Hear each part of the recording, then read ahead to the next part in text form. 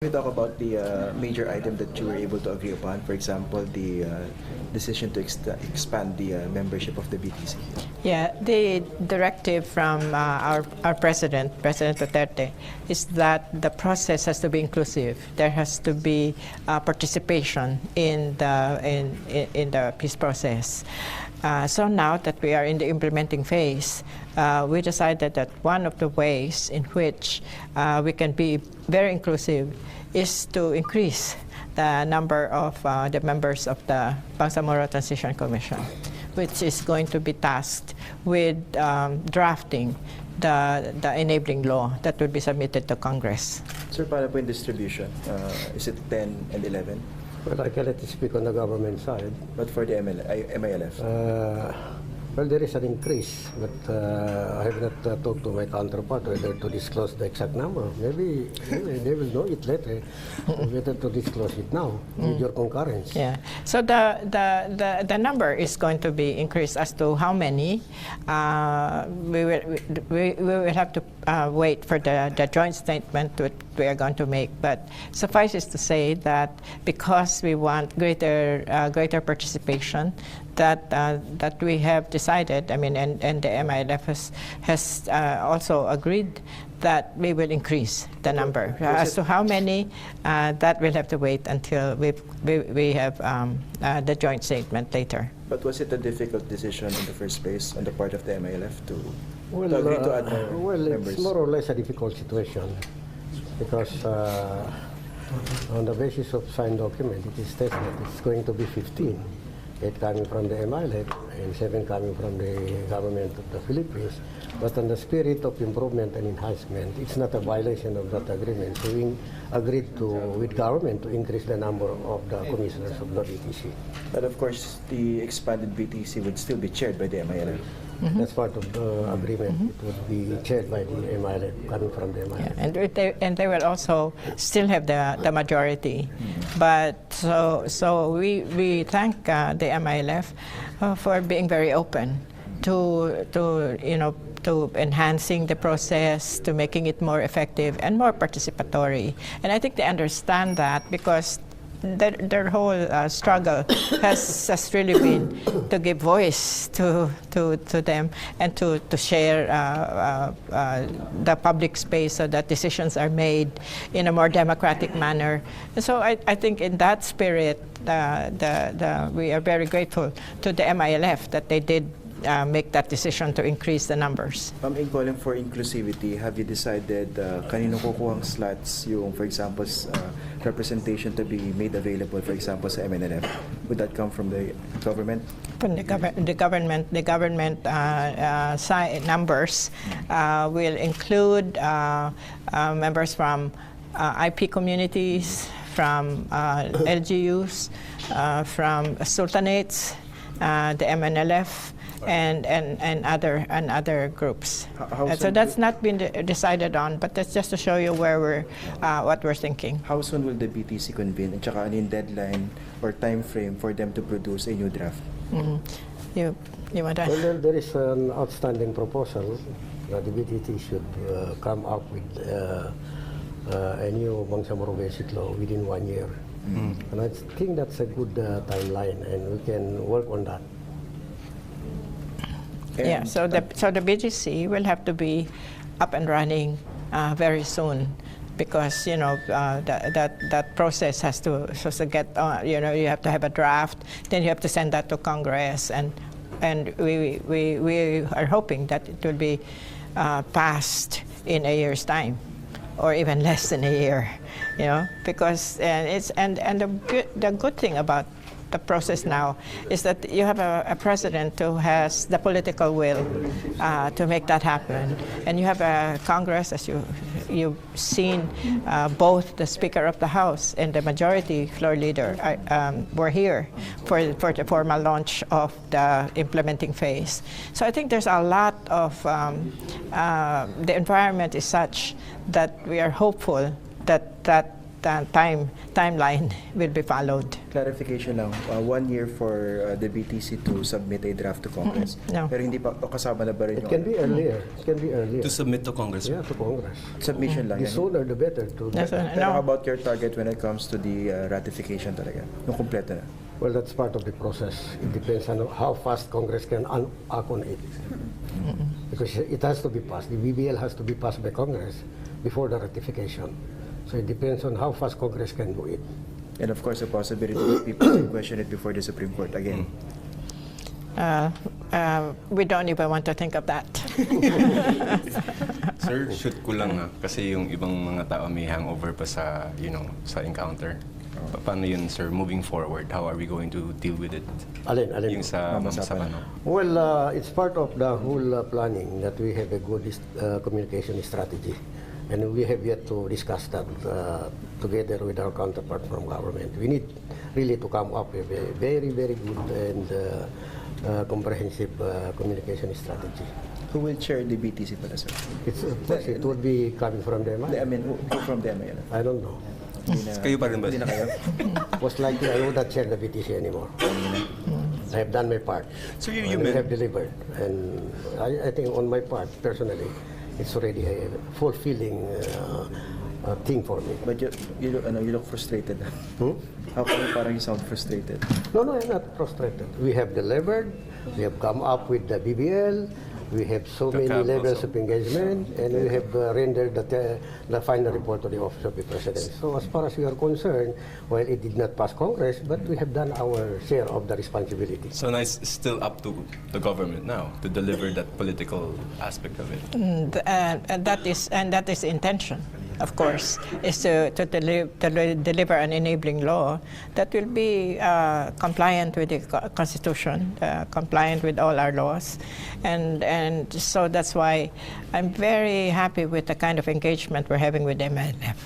Sir, how do we avoid yung Excuse me. yung mga incidents? Well, we have to open the process, especially Sorry, just- and I think the partnership of government. Yung mic. Kunin ko ba yung mic? Yung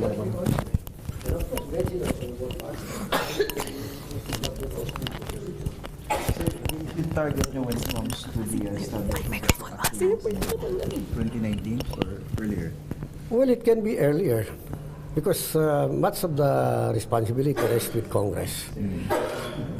The only participation of the MILF is through the BTC, and after that, it's all government responsibility. Of course, we continue to engage government through the BTC, but the responsibility really is up to Congress to do that. Sir, thank you po. Maraming salamat. Okay, flight niya sir. Sige. Isa na lang, sige. Balik sa mga. Any other major agenda item that you were able to update, please? I think it is, while we are also looking at the legislative track, Cameron.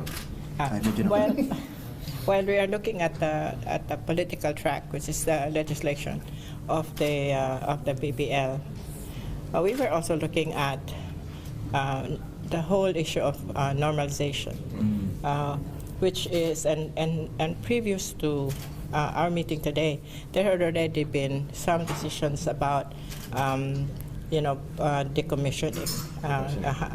What do we do with the camps? Some camps, not all. And so we have to have a more or less a holistic view of the entire process. So it's not just really the BBL, although that's very important.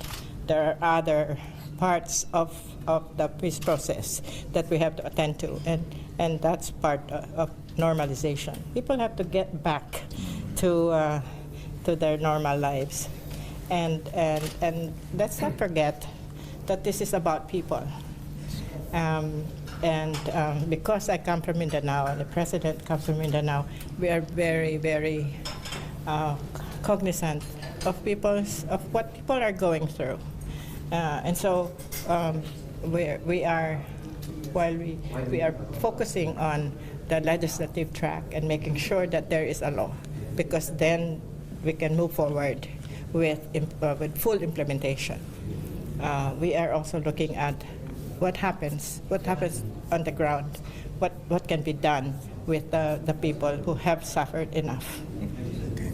Sir, kung halimbawa, for some strange reason, mauna yung federalism, if ever, then The Bangsamoro government, or you? parang mo-override No, yun. I would not like to think that kind of situation. Right now, the tracks are two. The priority as far as we are concerned is the passage of the BBL, while at the same time, the government will push for the amendment of the Constitution to make the Philippines a federal state from a unitary presidential government. So we are looking at a situation wherein the BBL passes Congress ahead of the effort to amend the Constitution. So it's a priority. It's a priority as far as we are concerned, and I think that's the thinking of the President. In the campaign promise, and even in the SONA, he asked Congress to pass the BBL. Your level of confidence with the Duterte administration?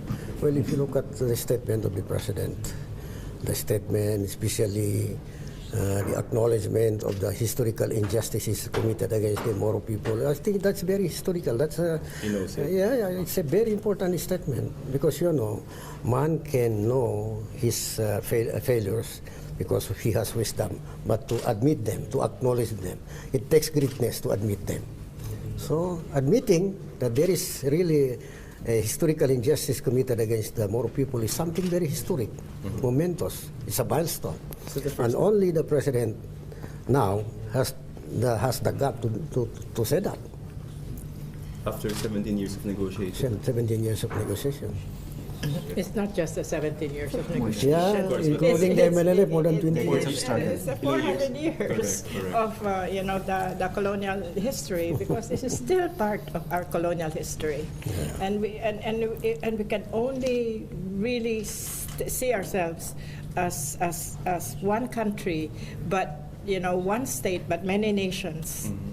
We can only do that if we do the right thing with the Bangsamoro people. Okay, thank you very much, ma'am. Wala po, sir. Ay, ma'am. Okay. Wala.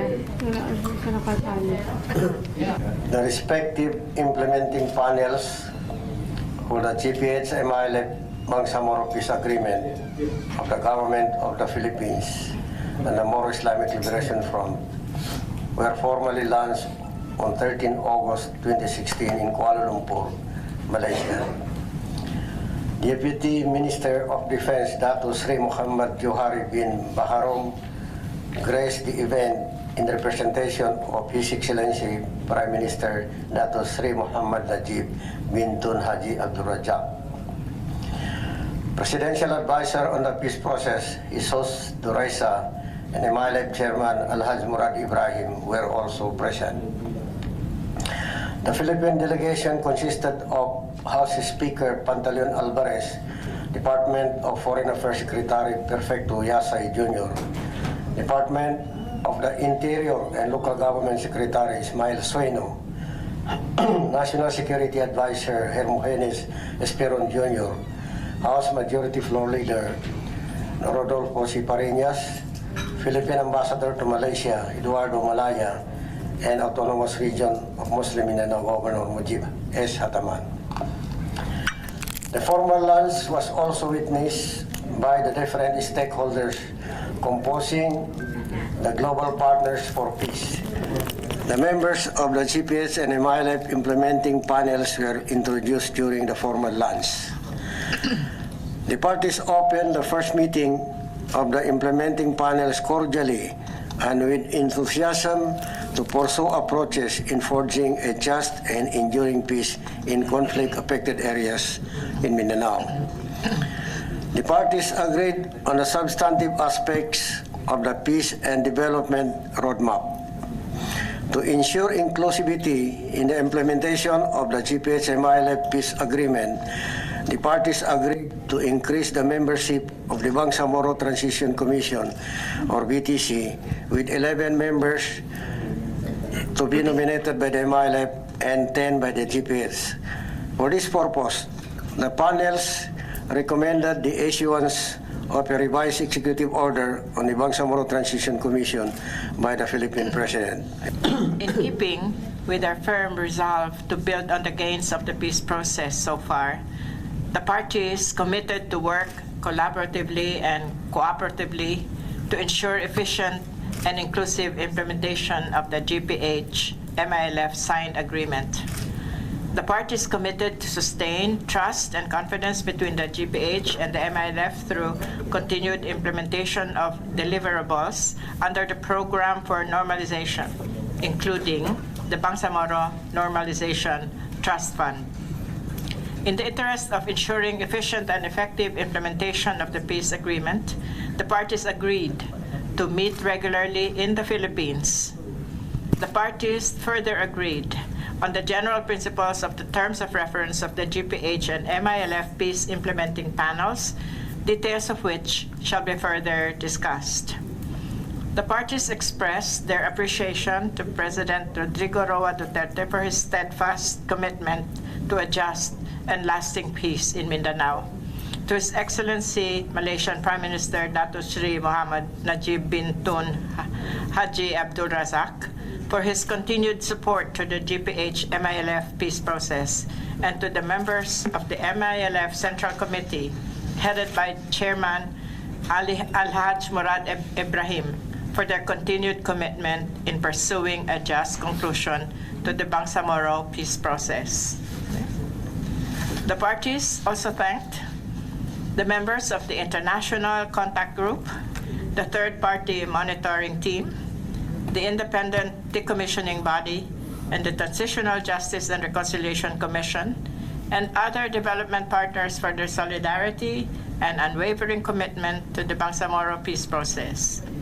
The parties especially thanked Tengku Dato Abgafar Tengku Muhammad for his excellent facilitation and guidance in the conduct of the formal launching and first meeting of the implementing panels, done this 14th day of August 2016 in Kuala Lumpur, Malaysia. Signed for the GPH by myself, Irene M. Santiago, for the GPH Peace Implementing Panel Chair, and for the MILF, Moaker Iqbal, MILF Peace Implementing Panel Chair, signed in the presence of Tengku Dato Abgafar Tengku Muhammad, Malaysian Facilitator.